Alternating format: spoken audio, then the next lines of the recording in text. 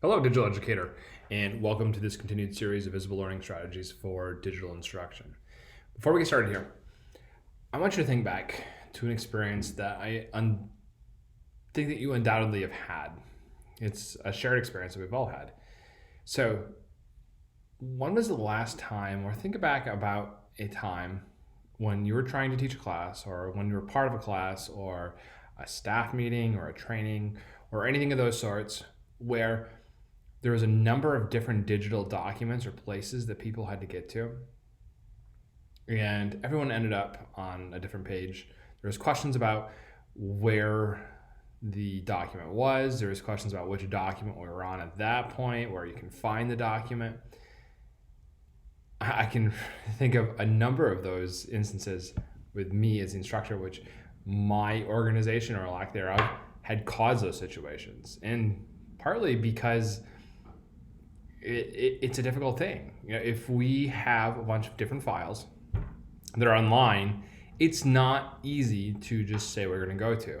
Versus like if we hand kids out a textbook and say turn to page 39, we identify that there's a textbook that we use for this class and what page 39 is. Now, if I was to say turn to or open up the Padlet response for today, well, there's a lot of different ways that we can go wrong on that one.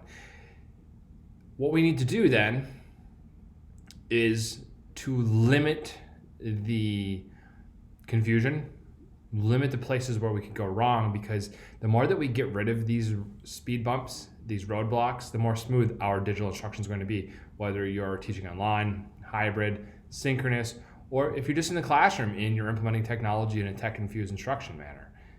We have to arrive at that teacher clarity, and we have to arrive at those things that are going to make us more effective. And so in today's session, we're going to talk about embedded objectives and agendas through HyperDocs. This is part of Hattie's strategy of teacher clarity, and it has an astounding effect size of 0.75. So if you can be more clear, if kids can understand things better, then it's 0.75. Part of this is brain research. With the way that we store memories, the way that cognitive load and the whole concept of that. And the theory with cognitive load is that when we have extraneous load, which is stuff that's distracting, if I was trying to read a book and there was a hammering going on outside, if there was missing the word here, jackhammer going on outside, it'd be really hard for me because that extraneous load that's going on, this attention, these detractors away from what I'm thinking about, detract away from my ability to create new memories. And the same goes for when we're trying to do educational experiences. If kids are going off in a million different directions, can't find the right link, don't know which link we're on, don't know which assignment we're going to be on, it just creates an absolute mess. So that clarity arrives at 0.75. Let's talk a little bit more about that. Especially what helps to contribute to clarity of a lesson has to do with an agenda and has to do with objectives. These are both things that APL Effective Teaching really praise and they push very heavily. You need to know what we're going to be talking about and what order it's going to be. And we're going to accomplish this with the use of HyperDocs. And so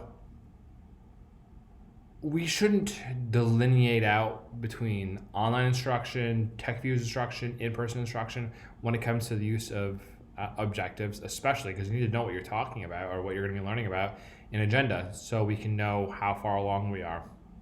We know what we do next. These become even more important when you get into a digital sphere. And we next, like we said, try to use this through HyperDocs, which is an organization. Now, a reimagination of how we use Google Docs. Now, some people have erroneously thought about HyperDocs as like an online worksheet that we put into Google Docs, which I say, no, absolutely. It's not that. You're missing the point if you're using HyperDocs as only a worksheet. It's a means of creating a place for collaboration, communication, critical thinking through one shared document, but it also works absolutely awesome as an organizational tool when you use one HyperDoc per lesson per day so that kids know where to go to find the information and what order to do it in. This works with both asynchronous and synchronous instruction, which means we could be doing this in the classroom as tech infused when everyone's in the same place. Or this could be done to pass out work to someone that can be done completely in their own timeline and in their own space. This falls underneath our lesson segment of procedures. Now, I could sit here and talk about a HyperDoc all day and try to explain it to you, but nothing quite does it just like actually getting into a HyperDoc and showing you. So I created an example here that we're going to say works with adults or with post-secondary students. It is a HyperDoc that I called Intro to Literacy, just made up the course. And we're in Unit 1, Lesson 5. So you start off saying what the course is, so you can make sure that you have the right course you're putting in there, especially as you're teaching multiple courses, and the unit and lesson number. All of this is a Google Doc that I changed the background color in. And if you ever want to do that, it's in page setup. I added in tables and put cells inside of these tables, but I know that each one of these cells inside this table brings a different piece. I have my objectives that are here. I have my key vocabulary, things that are going to be needed.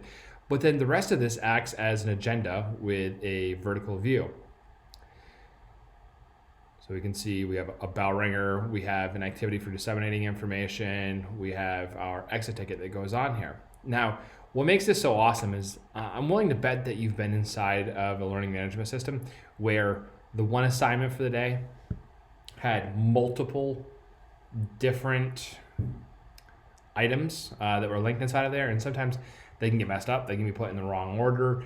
Very often I don't see people put alphabetic or numeric identifiers to put those links into order. And also, if you want to do something that is your materials that you have to go through for the day, and then you need to put an assignment, those come across as two different aspects that you need to do. So what this does through the use of HyperDoc is that it pulls all those things in together. No longer are you going to have like lists of links that could be out of order and which one am I supposed to go to and are they in order. Everything is right here in a visual order. It helps very much to see what is going on. Additionally, it acts as a space where your students can go in, beyond finding the links that they need, they can actually work together on these items. I put this one as an exit ticket that is here at the bottom. So you type your name in at the end of the lesson to say, what was the most important item that you learned in this lesson? And so kids can go through, you can see other students' responses as they complete this reflection, but through the great tools that Google presents to us, you can go ahead and leave a comment as well too. Things that you wouldn't be able to do if you were simply turning in a worksheet, things that you wouldn't be able to do if you were using paper. So we're bumping this up SAMR a little bit. And the cool part is if we share this document as a document that everyone has access to edit, then they can do those things. Or if you decide that you want to pass one of these out to every student using your LMS, so the pass out feature, you could change this down here into where they just type it in themselves and they end up turning the HyperDoc in.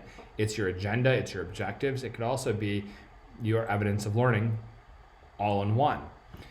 One of the cool things that you're also going to notice as we start putting things into this HyperDoc is that concepts you're going to learn about later on are all just melded in here together. This is a beautiful mix of the way that we can use all of these different concepts in EdTech to work together. We have here as our bell ringer. This is a quizzes game that was done the previous day. So use of formative assessment and reusing formative assessment. I didn't even have to create anything new. I just used something from before. And I can spiral this back in for space practice and interleaving.